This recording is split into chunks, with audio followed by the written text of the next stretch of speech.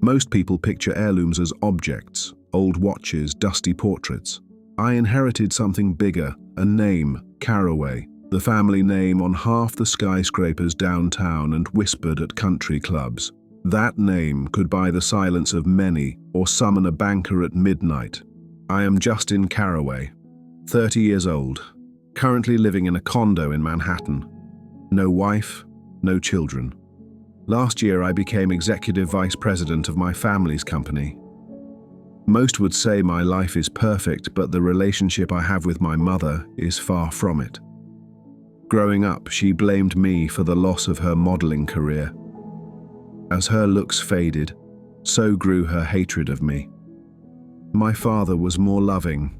He wasn't the type to shower you with words, but he showed his love with whispered encouragements before piano recitals and warm hands that never let go too soon.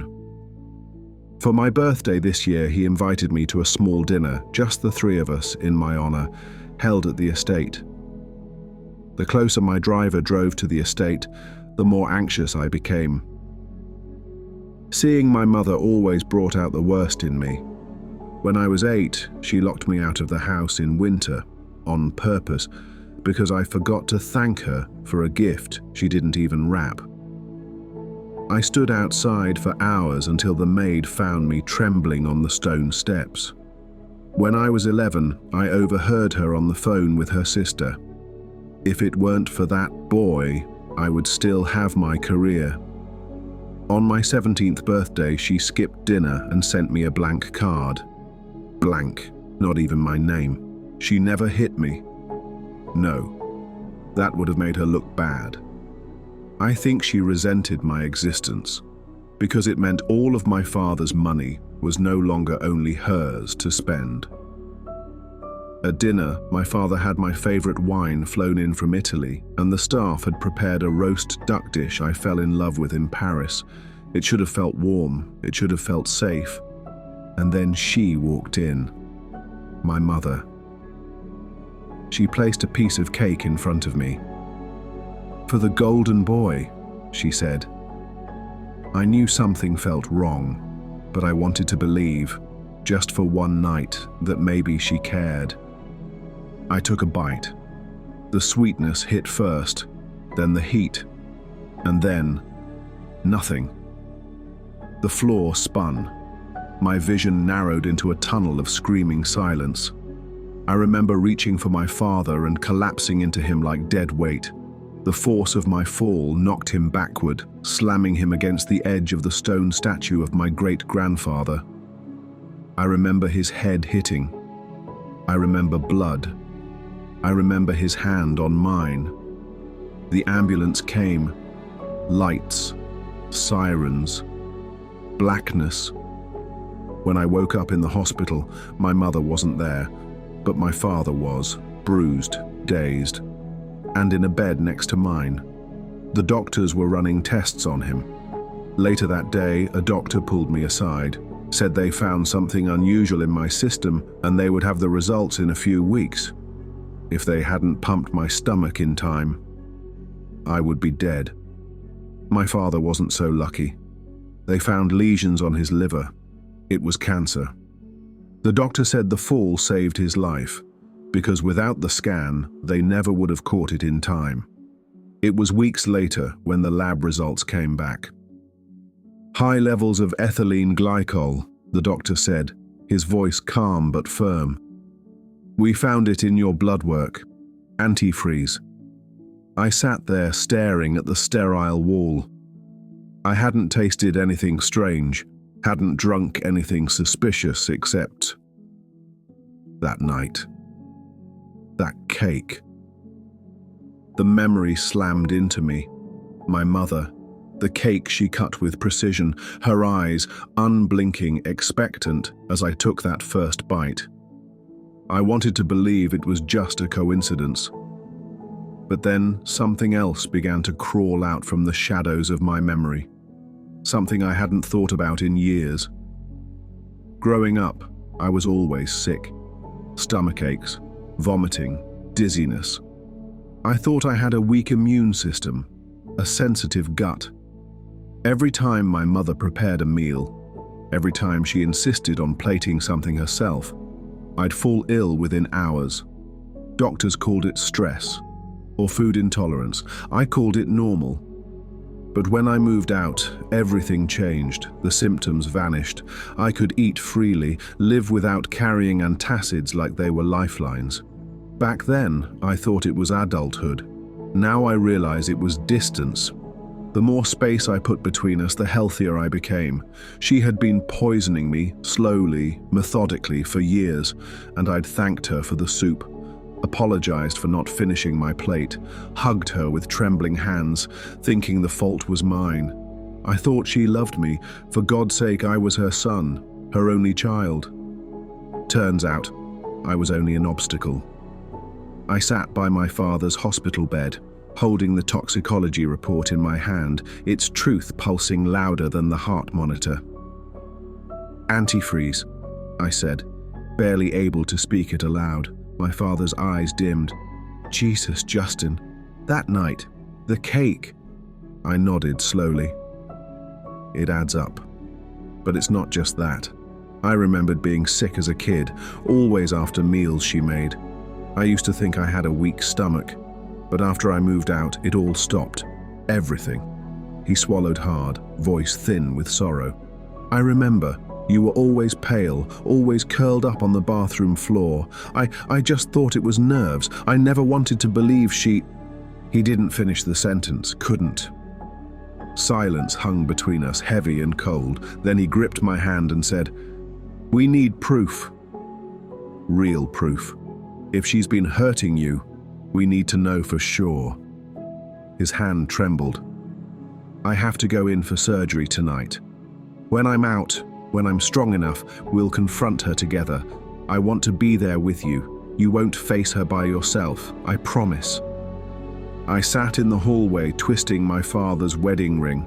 He'd handed it to me just before surgery when I overheard two nurses whispering around the corner. "Did you hear about Mr. Carraway in OR3? "Yeah, internal bleeding in the brain. Poor guy didn't make it." I froze. Internal bleeding? My heart pounded so loud it drowned out their voices. A doctor hadn't come yet. No one had told me anything. But I knew. The fall, my collapse, that moment I crashed into him after the cake. It wasn't just cancer, it was me.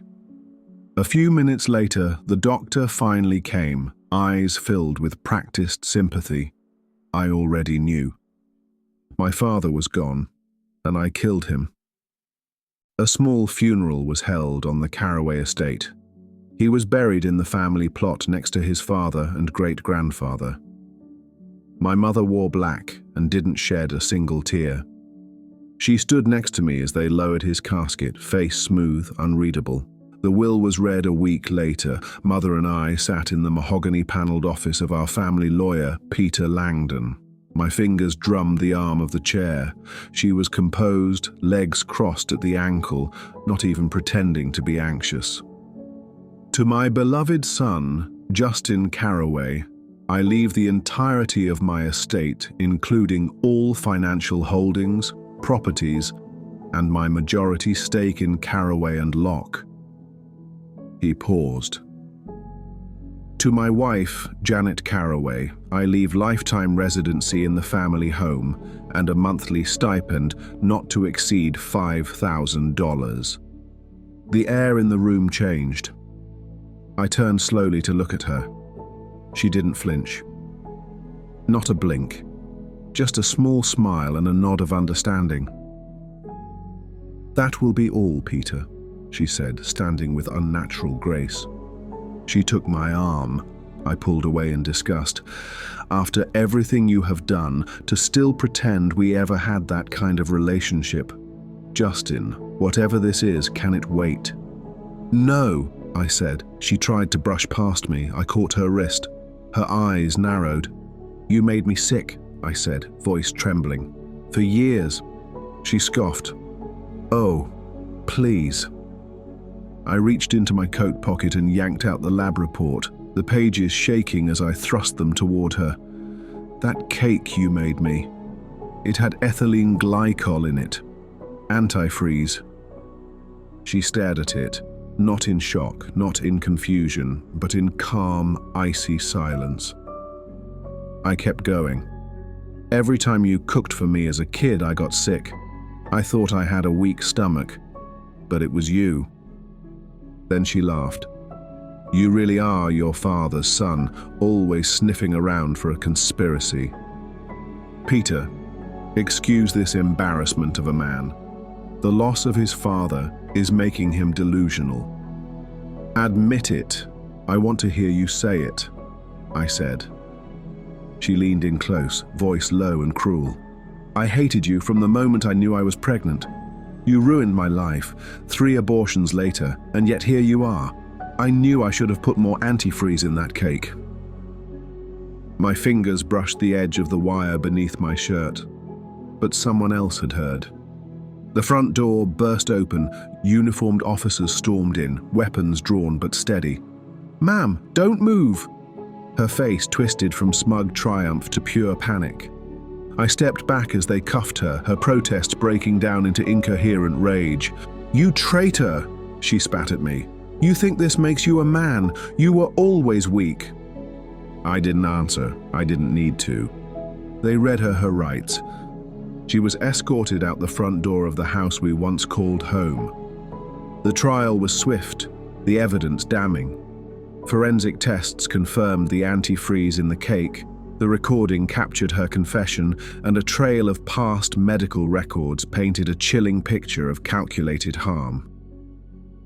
My mother was convicted on multiple counts of attempted murder and felony poisoning, along with charges of reckless endangerment and conspiracy. The judge's voice echoed in the courtroom as he delivered her sentence, life in prison without the possibility of parole. She didn't flinch, not once. Since her incarceration, she sent letters, carefully written apologies dripping with supposed remorse, but I don't open them anymore.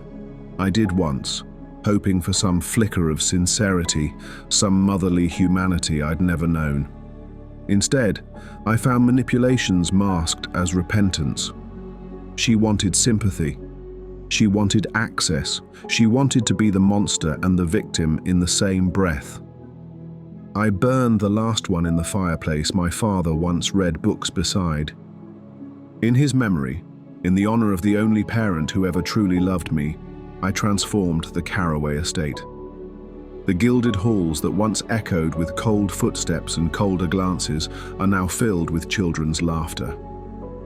I turned our ancestral home into an orphanage, a haven for the forgotten, the wounded, the unwanted. I named it the Caraway Home for Children, in memory of my father, because he deserved to be remembered not for the empire he built, but for the heart he carried.